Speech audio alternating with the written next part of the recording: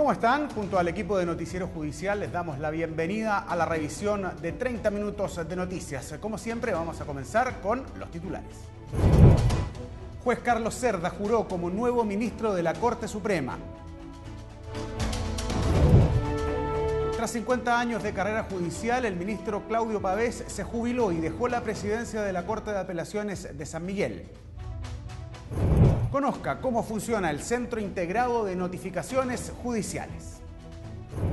Comenzamos con las noticias. Esta semana se inauguró en el Tribunal Calificador de Elecciones una galería de los diferentes presidentes que han dirigido la institución, además de otras muestras artísticas relacionadas a este tribunal. A la ceremonia asistieron importantes autoridades tanto del Tricel como del Poder Judicial.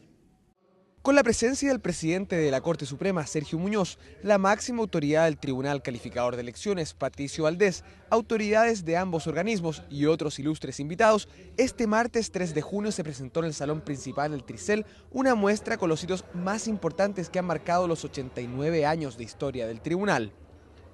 En el cuarto piso del edificio, ubicado en la esquina de calle Compañía con Teatinos, se encuentran los retratos de los 46 presidentes que han pasado por el Tricel, una exposición permanente que quedará a partir de esta semana.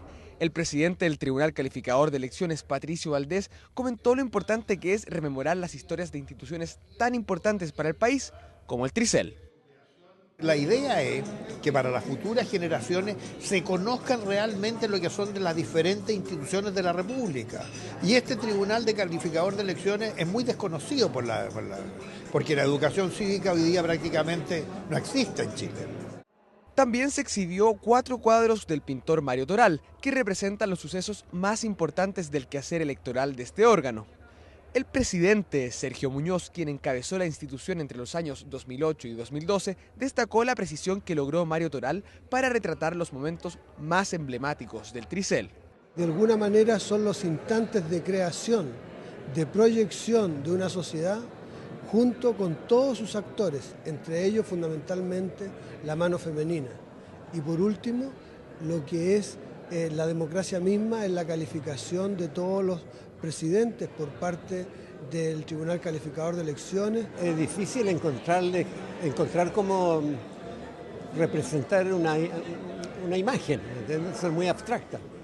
Entonces siempre los pintores escogemos alguna que uno visualiza, ¿verdad? Lo que quieren decir las palabras, ¿no?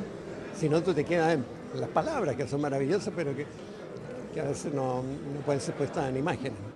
Otra de las muestras presentadas fue un retrato de Arturo Alessandri Palma, presidente de la República entre 1920 y 1925, año en que se creó la Constitución que dio vida al Tribunal Calificador de Elecciones. El cuadro fue entregado en comodato por el Museo de Historia Nacional y pertenecía en su momento a la familia Alessandri.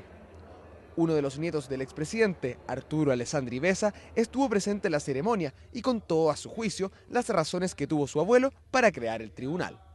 Yo creo que lo creó a raíz de la elección del año 20, que hubo que nombrar un tribunal de honor, porque se discutió mucho quién había ganado. Y yo creo que ahí tomó la idea de que debía haber un tribunal independiente que juzgara las elecciones. La instancia también fue oportunidad para presentar los libros Historia de la Calificación de las Elecciones en Chile y Sede del Tribunal Calificador de Elecciones, de la investigadora Silvana Correa. En nuestra sección Fallos Históricos de esta semana, los protagonistas fueron un hacendado de Putaendo, su señora, quien fue su amante por más de 2 décadas y madre de sus 3 hijos, y un joven sirviente del latifundista. Las leyes patriarcales de principios de siglo albergaron un caso de supuesto adulterio que conmocionó a Chile en el año 1921. Esta semana recordamos el drama de la hacienda de Lo Vicuña. En Chile hasta 1953 la ley permitía que el marido que sorprendiera a su mujer engañándolo o cometiendo adulterio podía herirla, maltratarla o incluso matarla sin ser procesado penalmente por lo ocurrido. Aferrándose a esta norma legal, en 1921 ocurrió un escandaloso caso para salvar el honor conyugal de un acomodado latifundista de Putaendo. Hablamos del drama de la hacienda de Lo Vicuña.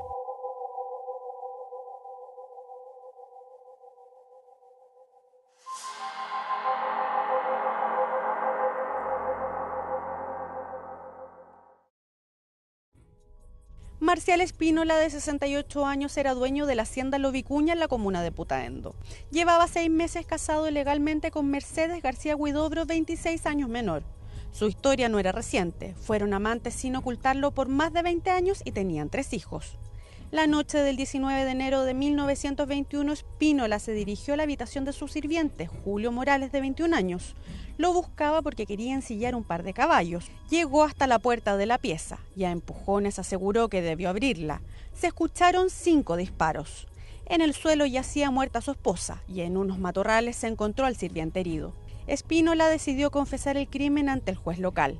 En su defensa declaró que al entrar a la habitación de su empleado lo sorprendió en amoríos con su esposa y que por la ira y por salvar su honor les disparó a ambos. En la época existía una figura legal que libraba de culpa al esposo que mataba a su mujer cuando la sorprendía en adulterio. La escritora Mónica Echeverría, en su libro Agonía de un irreverente, incluye esta historia entre sus páginas. A la mujer no se le permitía es decir, nada, no se le permitía tener un amante, no se le permitía engañar al marido, eso era considerado un crimen horroroso, y el marido ahí ya tenía total y absoluto poder sobre ella, y podía y tenía derecho a matarla, y eso fue hasta hace muy poco tiempo en Chile. Tras la confesión, el homicida quedó bajo arresto domiciliario. Los familiares de la víctima alegaron en la Corte de Apelaciones. Acusaban que la sentencia era débil y sus reclamos provocaron que nuevamente el juez interrogara a los involucrados y a todos los posibles testigos del hecho. Aún recuperándose de los disparos, el empleado aseguró que la mujer estaba en su habitación buscando unas botas lustradas para uno de sus hijos. Acusó que fue un crimen sin justificación y negó cualquier tipo de relación amorosa con su patrona. Los informes periciales tampoco eran concluyentes para asegurar una infidelidad. La versión de adulterio comenzaba a ser poco creíble. La Corte decidió designar un ministro en visita en el caso. Su fallo fue que dudaba de la existencia de adulterio y condenó a Marcial Espínola a la pena de muerte por el asesinato de su esposa y a 5 años por el homicidio frustrado de Julio Morales, su sirviente. La dura condena escandalizó a la sociedad de la época, no solo por tratarse de un ricachón latifundista, sino por considerar culpable a una mujer que mantuvo 20 años una relación sin papeles y que tuvo hijos sin estar casada. La defensa del acusado apeló a la sentencia y nuevamente afirmó que Espínola actuó dentro de los márgenes legales permitidos. La mató porque la pilló, resguardó su honor y por lo tanto, según la ley, no cometió delito alguno. El homicida se salvó del patíbulo, pero igual cumplió una pena de cárcel. Ya se lo adelantábamos en titulares, este miércoles 4 de junio se realizó en el Salón Pleno de la Corte Suprema la ceremonia de juramento del nuevo ministro Carlos Cerda Fernández. El expresidente de la Corte de Apelaciones de Santiago ingresa al máximo tribunal del país. Bienvenido, don Carlos Cerda Fernández, a este máximo tribunal de la República. Desde hoy, su hogar permanente, sin olvidar que un pueblo entero espera conocer de sus contribuciones al bienestar de Chile y de los chilenos, manteniendo siempre en lo más alto el respeto por la dignidad humana, como usted lo ha hecho durante toda su vida. Muchas gracias. Con estas palabras, el presidente de la Corte Suprema, Sergio Muñoz, dio la bienvenida al Pleno del Máximo Tribunal de Justicia al juez Carlos Cerda Fernández. Juráis por Dios nuestro Señor y por estos santos evangelios que en el ejercicio de vuestro ministerio guardaréis la Constitución y las leyes de la República. Sí, juro, presidente. A la ceremonia, que estuvo encabezada por el Pleno de la Corte Suprema, asistieron ministros de distintas cortes de apelaciones del país, ex autoridades del máximo tribunal, relatores, jueces y funcionarios. Espacio destacado tuvieron los hijos, nietos y otros familiares del juez Cerda. Invito al nuevo ministro de esta Corte Suprema, señor Carlos Cerda, a tomar su lugar en estrados. Gracias, presidente.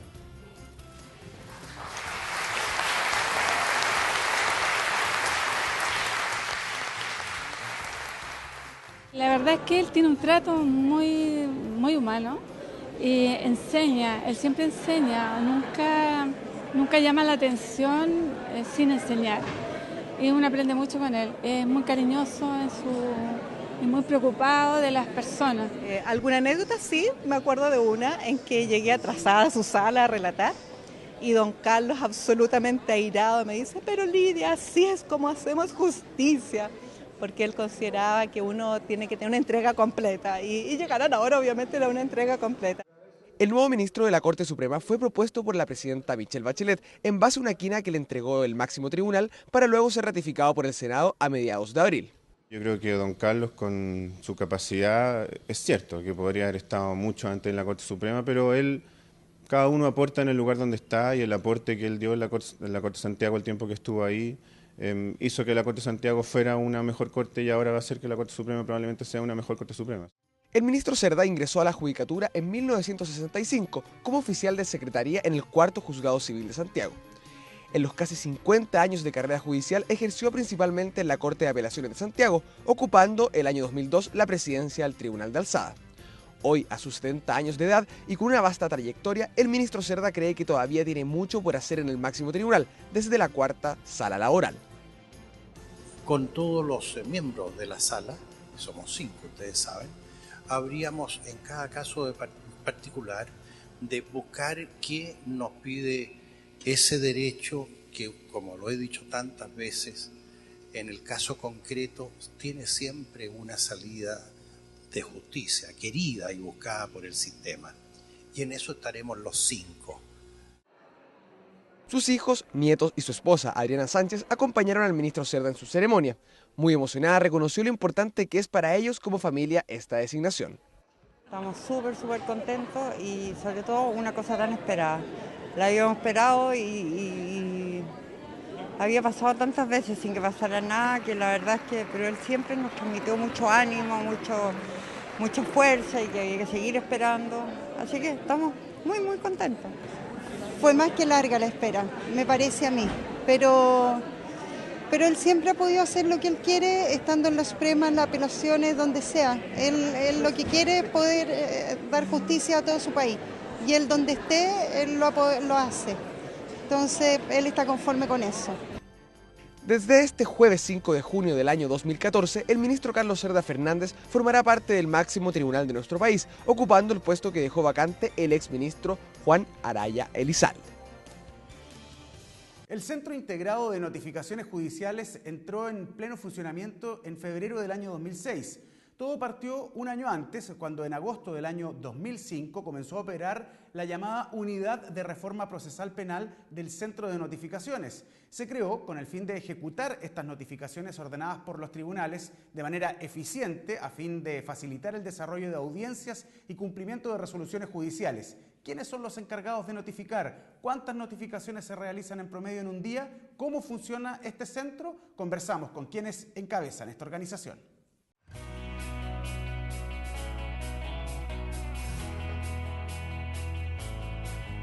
¿Qué tal? Buenos días. Tengo una notificación del juzgado de familia.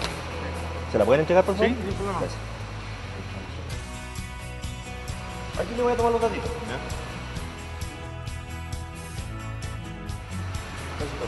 Gracias, muy amable. Hasta luego.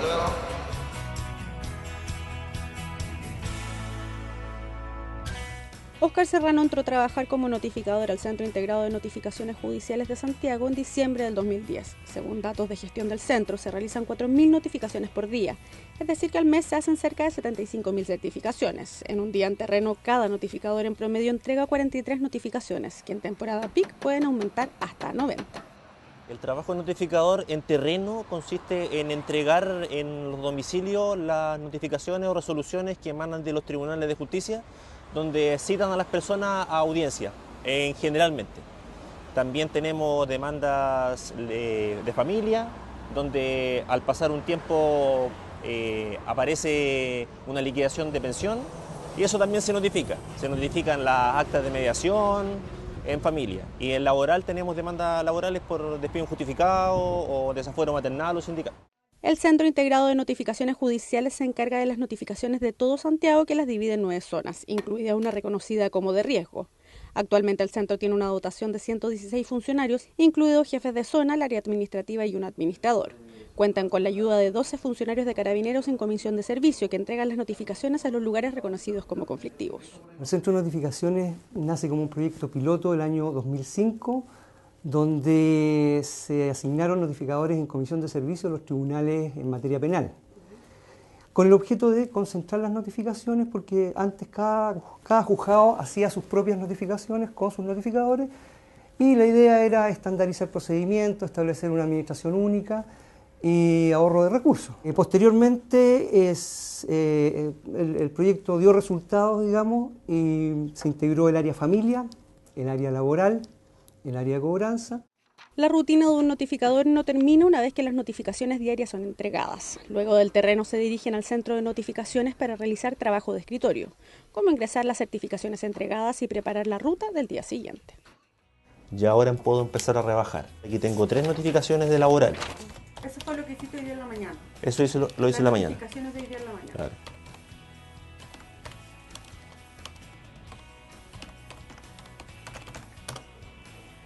Y ahí están las 3 notificaciones que yo tengo que rebajar. Perfecto. Para poder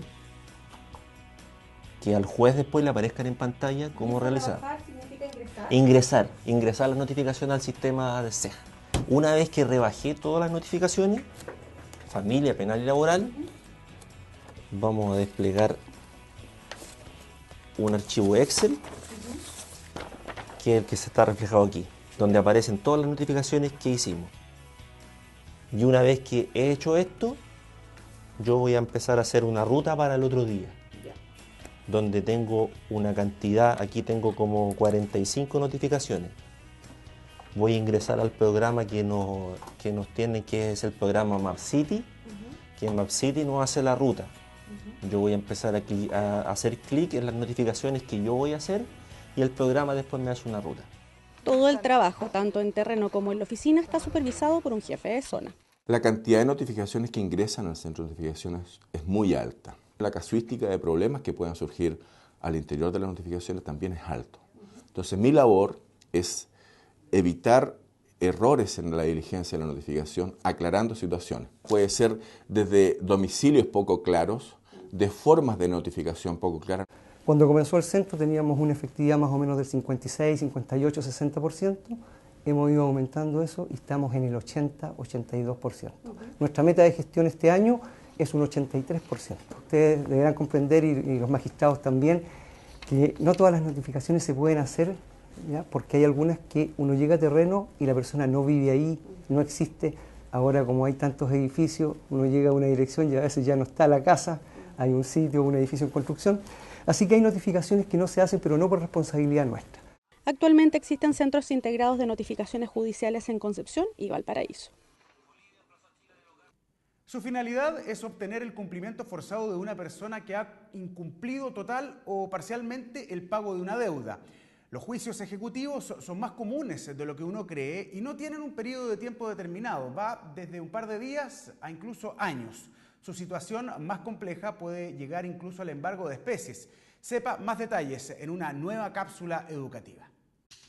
Un juicio ejecutivo es un procedimiento de tramitación extraordinaria que tiene como objetivo forzar el cumplimiento de una obligación de carácter económica, fidedigna y fuera de toda duda, ya sea total o parcialmente, y que no fue pagada en su debido momento.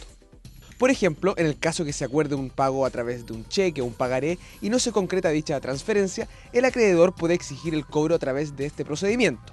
Para realizar este proceso judicial se necesita un documento o título ejecutivo que demuestre la existencia de esta obligación y la falta de pago, independientemente de las razones que motivaron la morosidad.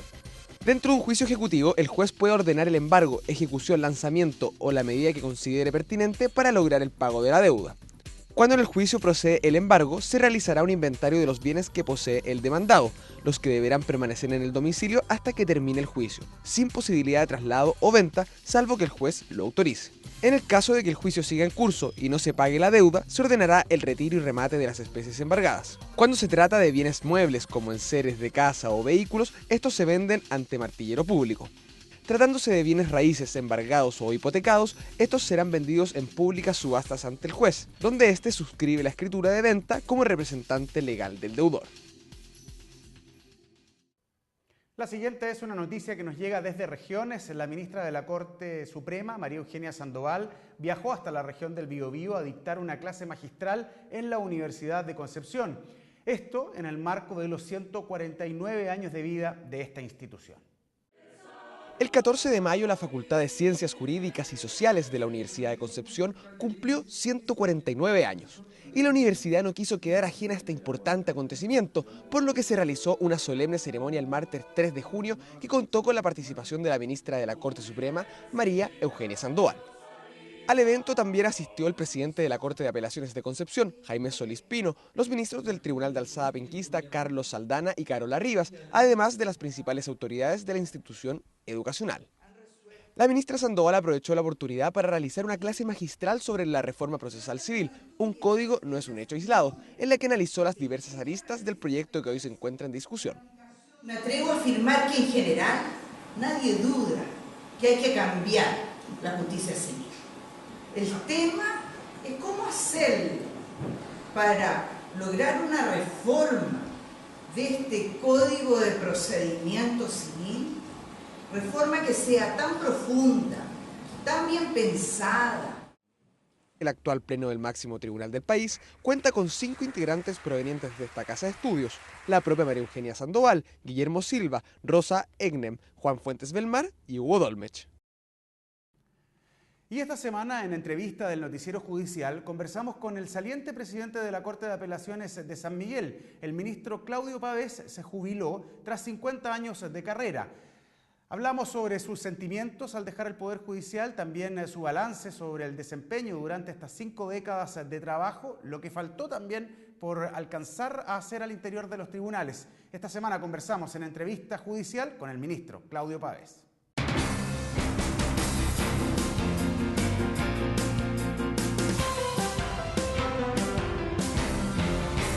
Muy buenas tardes, don Claudio. Buenas tardes. ¿Qué sentimientos se le vienen a la memoria después de 50 años de trabajo y estar próximo a dejar el Poder Judicial? Fundamentalmente 2. Uno, que el espacio de tiempo llamado 50 años se reduce en mi mente a 10 minutos, 5 minutos. Y el ocurrir así me invade una sensación de orfandad. Haber vivido y haber trabajado 50 años en el mismo lugar, bajo la jurisdicción de la Corte de San Miguel, hace que crezca un sentimiento de permanencia. Y este sentimiento de permanencia hoy día se ve truncado. Me da la impresión que todos los que dejan alguna labor después de muchos años sufren el mismo estrés poslaboral, diría yo, de esta situación. Don Claudio, a lo largo de su carrera, usted recorrió todo lo que era el escalafón, tanto de empleado como ya después del escalafón primario del Poder Judicial. Usted fue juez del crimen, entonces, por lo tanto, ha visto todos los cambios que han habido durante los últimos 40 o 50 años en la judicatura. ¿Qué es lo que más le ha llamado la atención durante todo este tiempo? Bueno, obviamente que el cambio por la reforma procesal penal. Cambio que, si bien es cierto, era necesario, entiendo desde mi punto de vista que no ha sido lo suficientemente eficiente en lo que se refiere a la sensación de justicia de la comunidad. Y respecto de eso, en su trabajo como juez del crimen, ¿cuál es la valoración que hace usted, por ejemplo, del trabajo que hoy día realiza la Fiscalía, que vino a hacer el trabajo investigativo que realizaban los jueces? A ver, voy a partir con una frase muy común, que los jueces tenían un matrimonio con el Poder Judicial y con la justicia. ¿Qué significa esto? Que se entregaban en cuerpo y alma a su trabajo. Las investigaciones trataban de hacerlas de la mejor forma posible. No andaban en pos de el exhibicionismo que a veces aparentan algunas personas que en la actualidad investigan. Los jueces trabajaban en silencio, sábado, domingo, de noche, de mañana, a toda hora. Nunca la comunidad reconoció la labor de los jueces del crimen. Por ejemplo, una comuna tan simple como San Joaquín tenía un solo juez del crimen. Hoy día esa comuna tiene más de 15 fiscales. y si se pudiera entrevistar a la gente de las poblaciones a las cuales hemos recorrido junto con otros ministros, nos encontraríamos como que la sensación de justicia penal es deplorable en este ámbito de las poblaciones. ¿A qué se debe usted que la justicia no está cerca de la comunidad? Se debe, en una sola, claro, en una sola parte, a la ineficacia, digamos, en algunos aspectos de la investigación que realizan los fiscales. Y ahí es donde se produce la falla. Ahora, antiguamente existía un control llamado vertical, que consistía en que jueces, ¿no, verdad?, siempre tenían que estar rindiendo cuentas al superior y así sucesivamente. Ese control se cambió por un control horizontal. Esto es que la comunidad, las asociaciones profesionales debieran decir algo respecto de la justicia. Pero eso no ocurre en realidad porque la gente no recurre a menudo a las instancias superiores de justicia. Si usted observa en un mundo de 100 causas penales de un juzgado, 1, 2, 3 llegan a segunda instancia, lo demás todo queda. ¿Por qué? O porque los abogados no apelan, o porque el Ministerio Público no recurre, o porque simplemente se quedan a la resolución de los tribunales de garantía o del tribunal oral. Usted fue muy conocido por ser un juez en terreno, de hecho ha sido señalado como uno de los primeros jueces, si no el primero, que fue a hacer allanamientos a la legua en estos operativos de combate de la droga. ¿Qué le queda de recuerdo respecto de esa situación? La verdadera importancia de ese tipo de diligencia en aquella época es el resultado, la eficacia, la sensación que daba a la gente de que sí se estaba haciendo algo por proteger a la comunidad, a la sociedad, a las comunas, a las poblaciones, a las organizaciones sociales. Y de eso me queda el recuerdo de la actividad heroica de policías y de carabineros, muchos de ellos baleados, mucha gente, funcionarios judiciales que en su casa fueron atacados por el hecho de trabajar en procesos de droga, a tal punto que tuve que vivir, no solo yo, sino que varios funcionarios, bajo el cuidado de la policía durante 2 años, con vigilancia en los domicilios, con vehículos que protegían en el transitar diario, que no es muy agradable vivir en esas condiciones. Ese es el precio que tuve que pagar por haber enfrentado a las mafias de la droga de la legua. Y un episodio también se registró en el tribunal donde usted se desempeñaba. Bueno, hubo varios episodios. Uno, una fuga que hicieron liberar a varios narcotraficantes y entonces hubo disparos, gentería, baleo, resistencia de parte de los funcionarios del tribunal, resistencia de parte del juez que era en ese momento. Se frustró a cambio de eso hubo un muerto y varios heridos a balas y destrozos en el tribunal, por las puertas. Pero en todo caso, ahora también es un poco difícil, si no es cosa de ver lo que ocurre en el Centro de Justicia, donde todas las semanas hay peleas, atentados, ataques, destrozos y tienen que estar actuando los grupos policiales. ¿Qué es lo que destaca, que se le viene a la mente efectivamente de las cosas positivas de estos 50 años de trabajo judicial? De las cosas positivas, hay muchas cosas positivas y muchas cosas tristes, por decirlo menos, negativas, por decirlo lo más. La sensación, la satisfacción personal de haber tratado de la mejor manera, con el mejor ímpetu, con la mejor fortaleza, la administración de justicia. Es decir, tratar de castigar de alguna manera a los que infringían las leyes y satisfacer las necesidades de las víctimas de los delitos. Y esa es una sensación interna que se va conmigo y que me hace sentir satisfecho de lo que he hecho en mi vida. Y de las amargas, aquellas en las cuales fracasé en las investigaciones y no pude llegar definitivamente al fondo como por ejemplo las mafias más elevadas de la droga, algunos responsables en algunos delitos de derechos humanos a los cuales la investigación fracasó y no se pudo llegar. Esa es la sensación negativa.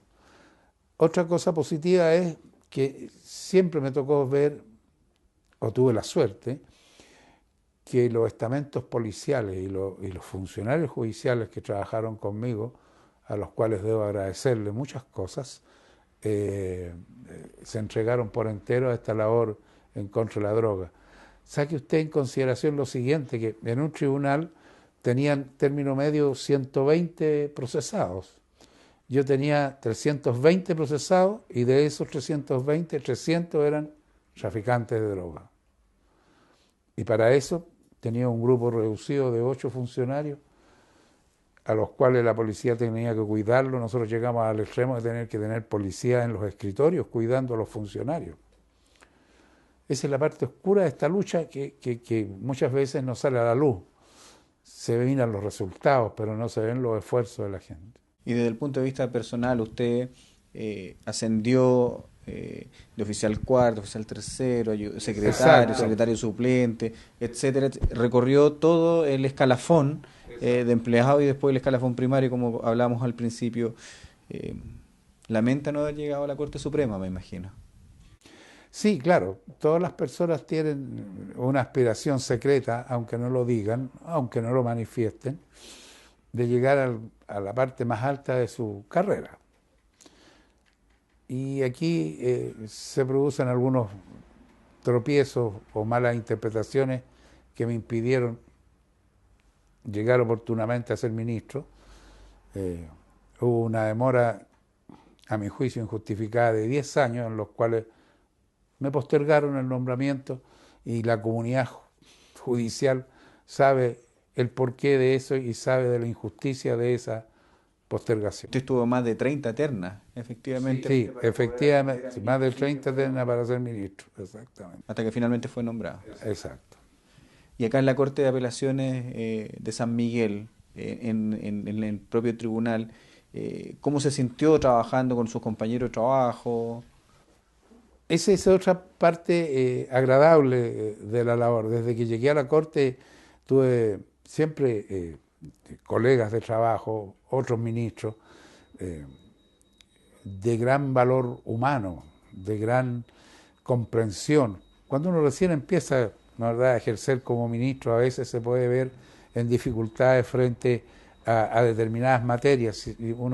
Yo por lo menos tuve siempre el apoyo de los ministros de la Corte, y a medida que fui cambiando, es decir, haciéndome más antiguo y cambiando las estructuras en las cuales participaba al interior del trabajo de la Corte, cada vez fue siendo más agradable. Esa es una de las cosas que me da pena dejarlo, porque se produce una relación más que amistosa, cariñosa, familiar. Y me da pena dejarlos porque con ellos vivimos 12 años trabajando codo a codo todos los días. La gente de esta Corte es muy humana, la gente de esta Corte es muy emotiva, la gente de esta Corte, siendo profesionalmente adecuados, tienen su corazón. ¿Y la familia? ¿Lo apoyó durante todo este año? Claro, no solo este año, siempre he tenido el apoyo de mi familia, aún en los peores momentos, cuando no podía ascender a ministro, cuando me tuve que hacer cargo de esta lucha contra las bandas de traficantes, mi familia tuvo que afrontar el problema de tener siempre vigilancia en la casa. Mi señora no podía salir y tenía que ir con detective a donde iba a comprar, a hacer sus actividades de dueña de casa. Mi hijo por lo consiguiente con los colegios. Todo. Entonces, era una situación dura, pero ellos estuvieron siempre a mi lado, siguen a mi lado y ahora ellos son los que me están dando la fuerza suficiente para no quebrarme. Ellos, claro, tendrán mucha pena por su alejamiento del Poder Judicial, pero me imagino que también están contentos porque van a poder compartir, ellos, o sea, tiene como contrapartida eso, que van a poder compartir más con... Exacto. Y lo que me decían es que ahora íbamos a hacer todo lo que no habíamos podido hacer durante 50 años. Perfecto. Muchas gracias, señor presidente, por esta conversación. Muchas gracias a ustedes y la oportunidad de poder expresar cosas que normalmente uno se las lleva y no puede decirlas. Sí. Muchas gracias. Gracias.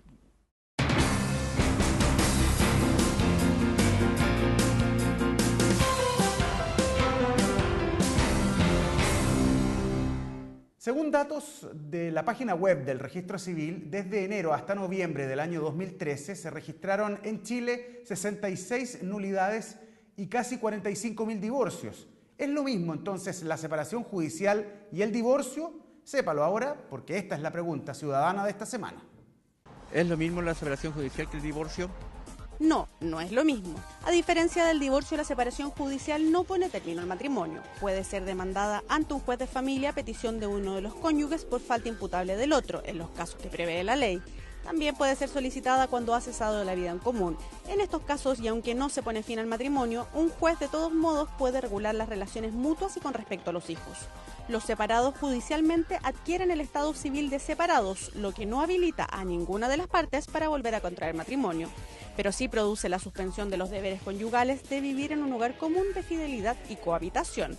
La actual ley señala que se termina legalmente un matrimonio cuando ocurre una de las siguientes causales: la muerte natural de alguno de los cónyuges, la muerte presunta de alguno de los cónyuges declarada por juez cumplidos los plazos que establece la ley, por ejemplo, cuando una persona que ha desaparecido tanto tiempo que se piensa que está muerta, por sentencia firme de nulidad, es decir, que se declara que el matrimonio nunca existió por no cumplirse los requisitos que señala la ley, y por sentencia firme de divorcio, lo que significa que sí existió el matrimonio, pero que se puso término. Tanto la nulidad como el divorcio se inician por medio de una demanda que da inicio a un juicio que se tramita ante los tribunales de familia y debe ser patrocinado por un abogado para demandar y comparecer ante los tribunales, salvo que el juez, en caso necesario, haga una excepción por motivos fundados. Ante la falta de dinero para contratar un abogado particular, se debe concurrir a la Corporación de Asistencia Judicial para solicitar atención jurídica gratuita.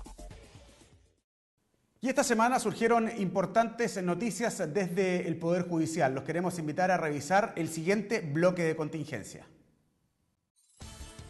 En un fallo unánime, la Corte Suprema ratificó la condena contra las firmas Minimal Enterprise Company y Elmira Shipping and Trading, que la sentencia a pagar solidariamente los perjuicios causados por la contaminación y daño ambiental producido por derrame de petróleo en la bahía de Mejillones el 20 de septiembre del año 2009. Los ministros Rubén Ballesteros, Héctor Carreño, Pedro Pierri y María Eugenia Sandoval, además del abogado integrante Jorge Lagos, fueron los que ratificaron la decisión dictada por la Corte de Apelaciones de Antofagasta y confirmada por el Tribunal de Alzada de Valparaíso, y que culpa a ambas empresas de derramar 2.500 litros de hidrocarburo IFO 380 desde la motonave Liquid Challenge. Este jueves 5 de junio, la Corte Suprema falló a favor de Carabineros en el conflicto con las empresas de seguridad por las denominadas falsas alarmas, luego de rechazar un recurso de protección presentado por la Asociación Chilena de Empresas de Alarmas. La agrupación pretendía evitar las nuevas regulaciones dispuestas por la Autoridad Policial para el Mercado, respaldada por el gobierno anterior, tras la sobrecarga de llamados falsos a Carabineros, ya que de los 700 llamados diarios, el 99% no resultan ser verdad. El recurso de protección presentado en noviembre del año 2013 ya había sido rechazado por la Corte de Apelaciones. Esta vez el máximo tribunal determinó que las empresas que intervienen como terceros colaboradores de Carabineros no prestan servicios de monitoreo de alarmas, pero deben estar al resguardo de lo que determine la Oficina de Seguridad Privada y Control de Alarmas de Carabineros. 5 años y un día de presidio fue la sentencia que dictó la Corte de Apelaciones de Santiago contra ex agentes de la Dirección de Inteligencia Nacional, DINA, por el secuestro calificado de Pedro Merino Molina, quien fue visto por última vez en la ex colonia Dignidad. El Tribunal de Alzada además condenó al fisco y a los inculpados a indemnizar a la familia de la víctima por 155 millones de pesos. De acuerdo a la investigación, Pedro Merino fue detenido el 14 de septiembre de 1974 en la ciudad de Coronel. Luego fue trasladado a Parral y finalmente a Colonia Dignidad. Fue ahí donde fue interrogado por última vez el 13 de octubre del mismo año. En un fallo unánime, la Corte Suprema determinó que Gloria Sepúlveda Hevia, mujer que fue acusada de hurto por error en Talca, será indemnizada con 10 millones de pesos por parte del fisco, luego de un procedimiento de identificación mal efectuado por parte de la policía el año 2005. La afectada descubrió la situación el año 2007 tras solicitar un certificado de antecedentes en el registro civil. Dicho documento señaló que registraba una anotación prontuarial por supuesta participación en un delito de hurto. Y con esta información ponemos fin a la presente edición de Noticiero Judicial. Muchas gracias por sintonizarnos en estos 30 minutos de noticias. Invitarlos a que, como siempre, nos sigan en las diferentes plataformas web del Poder Judicial. Nos reencontramos la próxima semana.